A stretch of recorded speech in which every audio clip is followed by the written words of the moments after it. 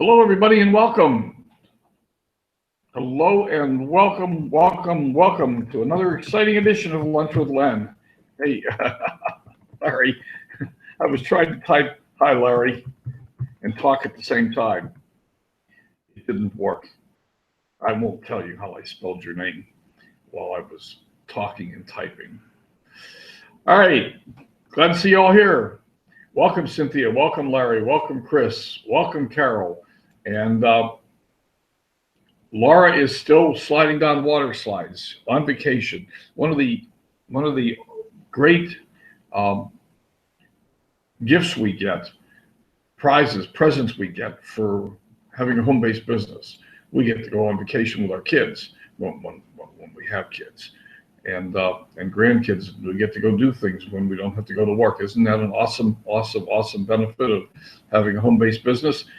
Of course, we also have to be making enough money in our home-based business to be able to afford to go somewhere with our kids. And that's one of the topics I want to talk to you a little bit about today. I want to talk about money. And what I want to actually do is revisit some things. And we've talked about them in the past, but we haven't really talked about them for a couple of years. So I want to go back, and I'm going to do a screen share. I'm going to go back, and I'm going to talk a little bit about money and retirement and what does it take. And interspersed in what I'm doing today is some new information that we have about retirement age, and making money and things. And most of us, let's come up with a PowerPoint. Most of us were raised in a negative money environment, and we had negative money talk when we were growing up. So just stop, take a second. What are your earliest perceptions about money? And we only have a half hour and more than a half hour's worth of material, so I'm going to sort of zip through this stuff pretty fast.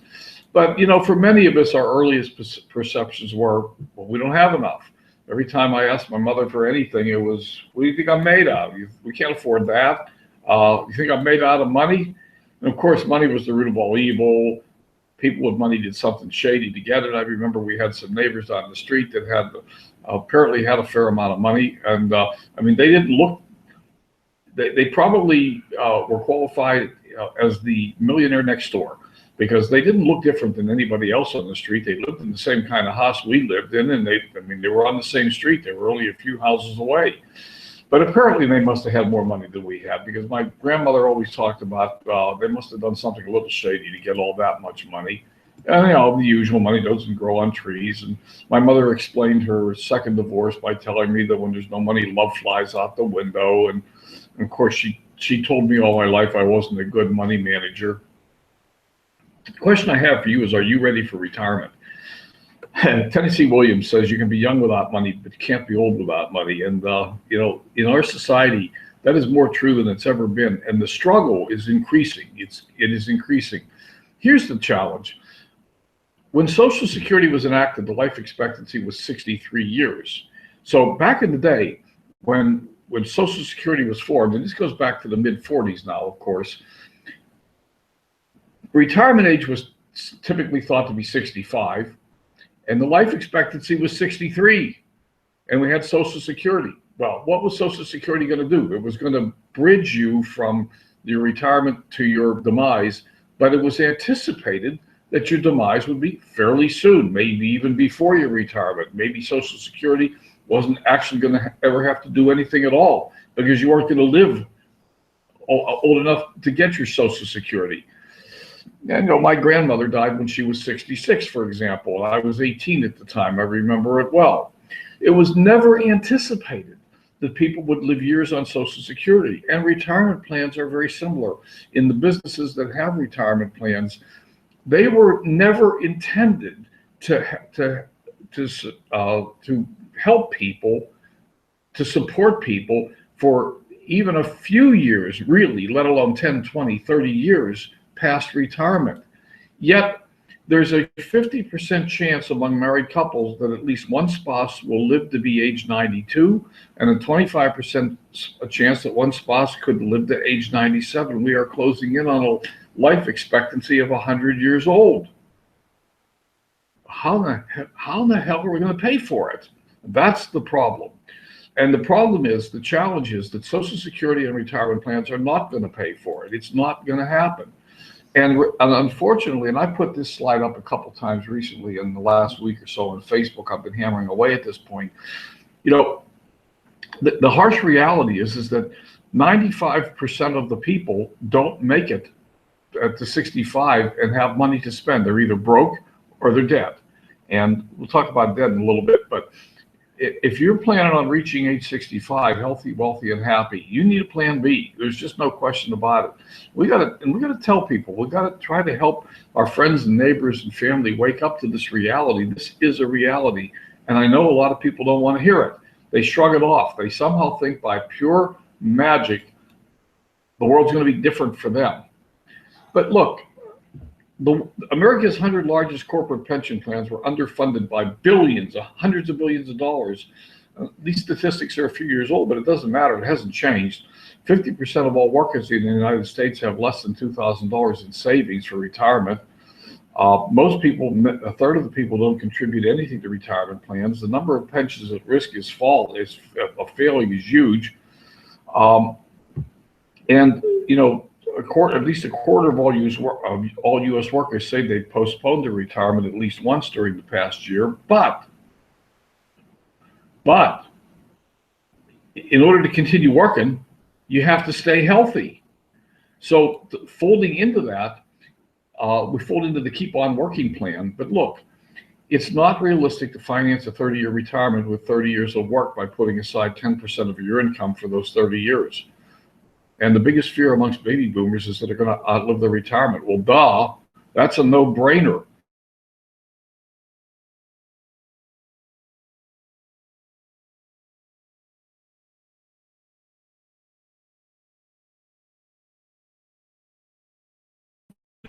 And we've also got, for those of us who are in network marketing, we have a huge opportunity. And the reason we have a huge opportunity is because people are waiting till they're too old to be able to have time to save enough money to retire. And then we got to toss health into the equation. And, you know, if you look at the traditional American diet, toxic overload, and et cetera, the life expectancy may be increasing, but so is the sickness expectancy. People are getting sick. One of the leading causes of death: heart disease, cancer, chronic respiratory disease. Percentage of adults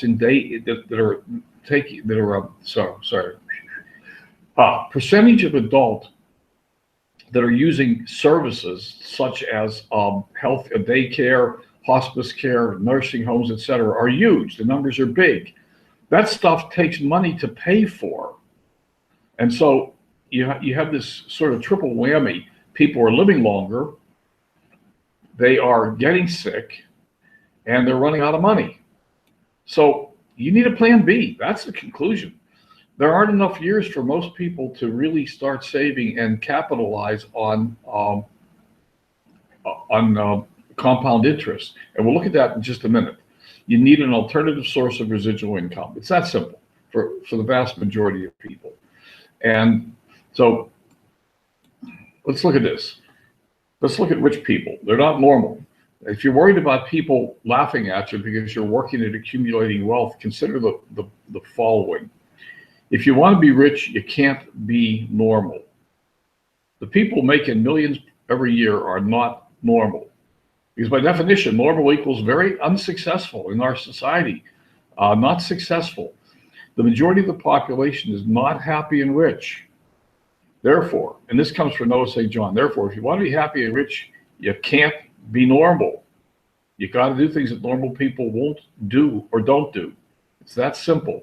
So the first message is, if you're in a network marketing company, one of them them scams and their pyramid schemes, one of these things that your neighbors laugh at you, I can't believe you got involved in one of those. Didn't anybody tell you they don't work, nobody makes money? Well, you know what? If you haven't heard this before, network marketing has produced more millionaires than any other business on the face of the planet except real estate. Did you hear that? Network marketing has produced more millionaires than any other business on the planet except real estate. Now, the reality is, people don't fail in network marketing. They quit. And we're not going to talk about that today. They don't fail, they quit. You have a very high percentage of making a lot of money in network marketing if you stay with it long enough. And long enough means 5 to 10 years. It's not a get rich quick scheme. That's the other reason people quit early. They try it, they put their toe in, they try it. Their Uncle Harry and Aunt Sally say no and laugh at them for doing something so stupid.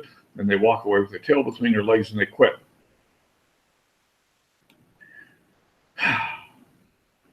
One of the keys to success between rich and poor and middle-class people, rich or poor and middle-class people, is the ability to manage money.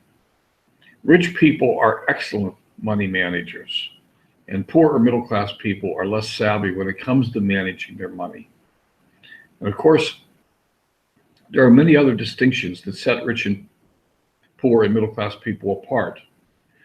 One of the ways to manage some money, and I'm gonna give you a really quick look at the JAR system, but it's just one of many. You need some sort of a system to help you manage your money. If this doesn't work for you, find one that does. But there is one. But before we get into that, let's talk about how much you're going to need to retire. And the reality is, if you're going to retire just based on money in the bank, you need $1 million in the bank or the equivalent somehow. And you really have to look at this on the long term. Remember, the life expectancy is increasing. So as people get older, they need more money in the bank. And so 1 million is probably a really low number. Now, if you don't have a retirement plan that's gonna pay you the kind of money you need for 20 or 30 years, then you may be fooling yourself.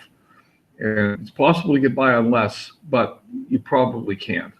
And I've often heard people think that they're going to need less money when they retire. I don't believe that's true. I believe that when people retire, they need more money than they did when they were working. Because what's going to happen to all those things that you said you were going to do when you retire? You're going to take the grandkids to Disneyland. Well, that costs money. You're going to take your wife on a cruise. Well, that costs money. Many people put off things that they want to do because they don't have the money to do them or the time to do them while they're working. They think they're going to do them when they retire. And they're kidding themselves. Let's talk about how much you need to save. Let me slow down on this chart for just a minute because I want to make sure you understand it. Let's say that you're 40 years old today and you want to have $1 million in the bank when you're 60 or 65. You need to be saving $1,435.83 a month. That's what it takes. Now, if you're 30 years today, you can save $700 a month. If you're 50, you need $3,400 a month. If you're 55, you need $6,000 a month. Now, very few people can save $3,000, $4,000, $5,000, $6,000 a month if they're working a job. Very few people. Now, if you're working a job that you can afford to save $6,000 a month from, you probably don't need to worry about it. You're probably making a ton of money. You're the CEO of IBM or something. Very few people, by the time they reach their 40s and 50s, have a job that enables them to save that kind of money that's going to accumulate to what they need for when they retire. So the alternative, of course, is what many of us do, network marketing. I mean, let's face the reality. Why am I here? I'm here because in the 2008 turndown in the economy, I lost, between that and a lawsuit, I basically lost everything. So I thought I had it all figured out. And we won't go through the details of that. But look, the reality is that most of us can't afford the kind of money we need. So this is the Harbecker JARS management system. I'm not going to spend a lot of time on it because we don't have a lot of time to spend on it today. But he recommends that you start with a system of managing money, and you take your money and you split it into buckets. And he recommends 6 buckets. You have a financial freedom account. 10% of your money goes into every month. You have a long-term saving for spending account, which 10% of your money goes in every month. You have an education account, which 10% goes in. You have your necessities account, which is the biggest chunk, and it accounts for 55% of your money. And then you have a play account and a giving account. Now you can vary these around, but the recommendation here is that however much money you're making a month, you live on 55% of it. Cut expenses, whatever you have to do to get your expenses down so that you can put money in other buckets. And if you don't learn how to save some money, and that's the financial freedom account, then you probably are in deep trouble. And I know there's a lot of us in deep trouble. There's no question about that. But that's the T. Harv Eker JARS system, the basic concept. And so I'm going to flip through the next slides very quickly. And if people want, they can have a copy of these slides so that you can study them in more detail, or you can go to this website and you can find a very good explanation of the T. Harv Eker's JAR money management system. But basically, each one of these accounts has its own purpose. The financial freedom account, you never, ever spend. That's the goose. That's the goose that's going to lay the golden eggs. And that's the goose that you sort of need to be, you know, for most of us, you need to be at least maybe as young as 40 to 45 and start saving money and let compound interest go to work for you. And begin saving money on a monthly basis and begin to invest in money in things that can work for you. If you don't know how to do that, don't know where to invest it, I would really highly recommend a copy of Tony Robbins' book, Learn to Manage Your Money. And I don't know the exact title, but we'll put it up in a little bit. But the idea of the financial freedom account is that it is the golden goose. It's going to lay the eggs, and you're never going to eat the goose. You're going to eat the eggs. You're just going to spend the eggs. And I personally recommended over the last couple of years that if you're not used to saving money, that you start a jar in your kitchen and you put money in it every day, even if you only put in a penny. And you say, what good's a penny going to do? Yeah, it's going to do a lot of good. The first thing it's going to do is it's going to help you develop the habit. And someday you'll be able to make it 10 pennies, and then maybe you'll be able to make it 100 pennies. And you'll be able to increase the amount of money you're spending, but you get in the habit of saving. You never, ever spend your financial freedom account. That's your golden goose. It's going to lay some eggs for you someday.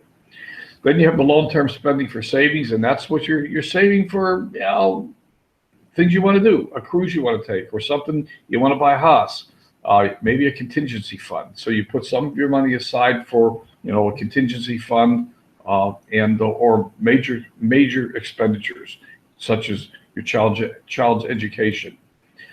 You put some money aside for your own education. You continue to buy courses. Ben Franklin, if you think education is expensive, try ignorance. So where do you pay for these courses you want to take? That comes out of your education fund. Then your necessities fund, 55%. Try to cut your expenses back to where you can live on 55% of your income every month. And I know there's somebody out there saying, what income? But this is one set of recommendations from a guy who's managed to go from nothing to a lot. So T. Harv Eker. So there's a lot of things you can do. In fact, there's a really incredibly good book. If you haven't ever read The Millionaire Next Door, I strongly recommend it. It's an incredibly good book. There are many people in our society that have a net worth of well over $1 million, and you would never know it. They're your neighbor next door. They don't drive a fancy car. They don't live in a fancy house. They don't have fancy clothes. They were very frugal. And over a period of 10, 20, 30 years, they saved a few pennies here, a few pennies there. They let compound interest do its magic, and voila. Then there's your play account. That's the stuff you're going to blow. If you're following T. Harv Eker to the T, pardon the pun, you're supposed to spend your play money every month. Go out and have fun. Buy yourself a nice meal. Don't look at the left side of the menu. Look at the right side. Don't look at the price tag. Buy what you want. Have fun. That's your money to play with. And then there's a giving account. That's how you support things like, you know, elephants in Africa or whatever you want to support. So that's the T. Harv Eker.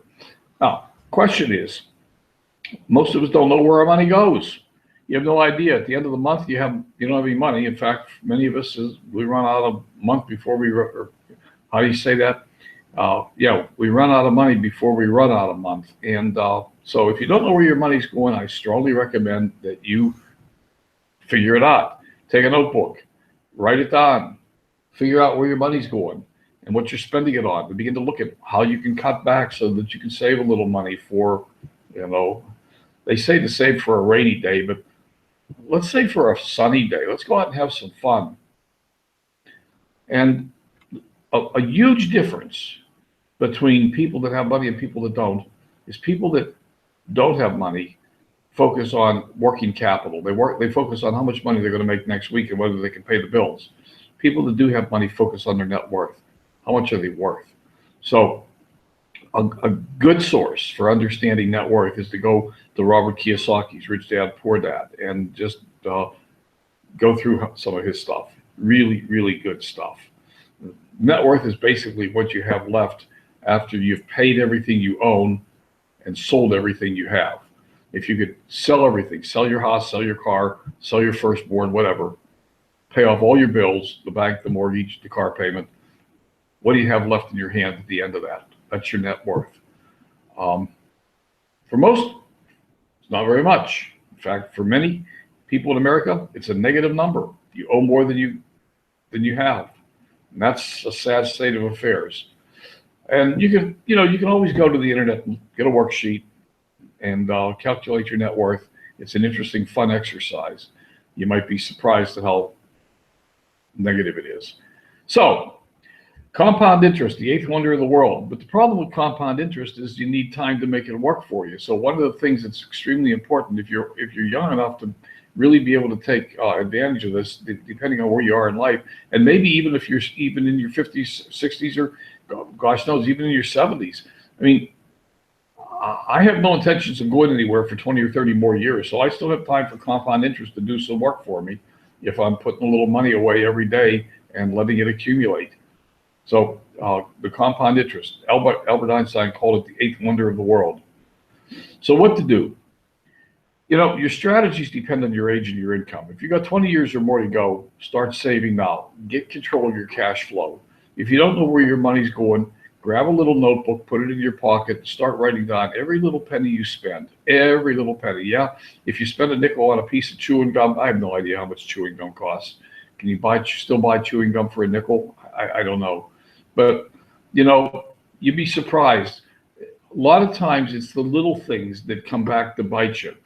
We all account for the big expenses. We know we have a car payment or a house payment or a whatever, but we don't account for the little bits and pieces that we spend here and there. And we find out that adds up to a big amount of money. And then, of course, consider an alternative income stream that's going to result in residual income. And for many of us, that's network marketing. And I think everyone's here today knows what residual income is. And that's the great promise of network marketing, that if you work really hard for 3 to 5 years, that you could sit back and relax and reap the fruit of your labors. You can generate a system in 3 to 5 years that's going to pay you.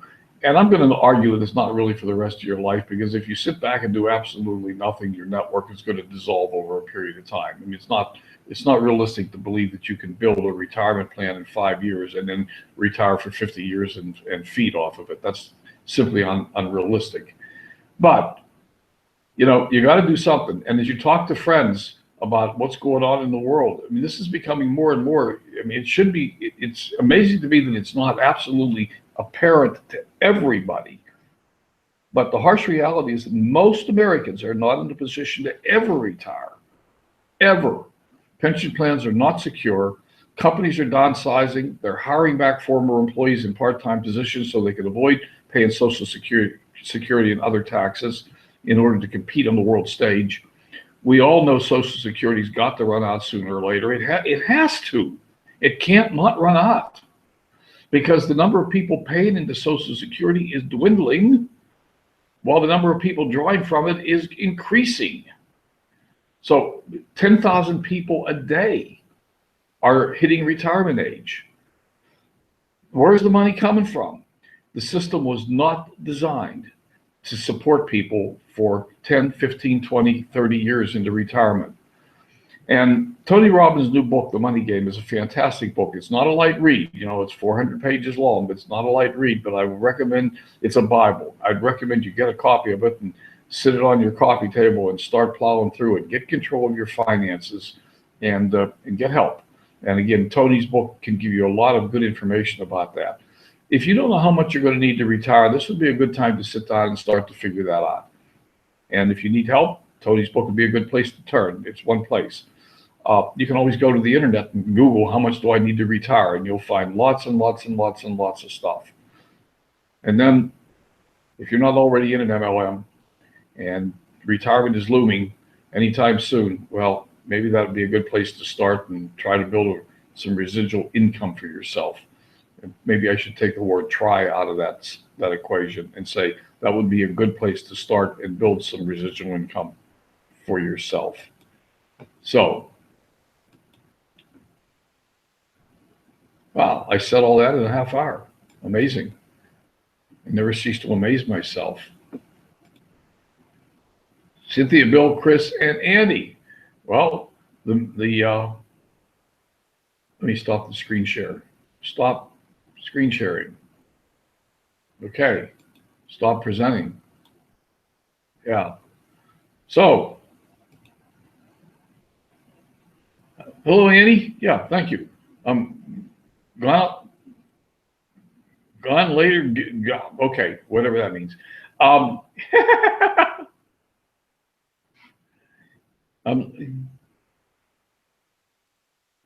Okay, I'm just reading the comments.